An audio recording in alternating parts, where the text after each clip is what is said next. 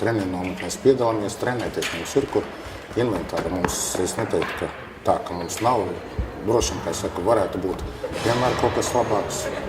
Ziemā tas ir pietiekami labi priekš manis. 60 metri, 100 metru tālākšana un mēdz būt 300. Tie pašā Kuldīgā, tur ir perfekti viss. Tā kā liela manēža, tur daudz, ko var darīt un jā, tā kā šito nesalīdzināt ar citām. Var lekt, tur ir tīkls, kurā var mest grūst lodu, mest disku var. To skriešana tā ir kā ir.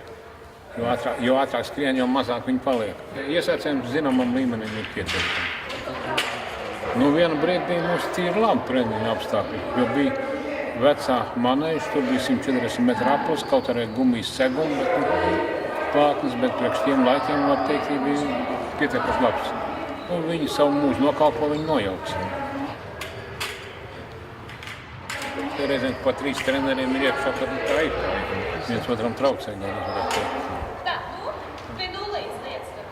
Labāk jau būtu, tad varētu arī augstās klases sportisti sagatavot uz vietas.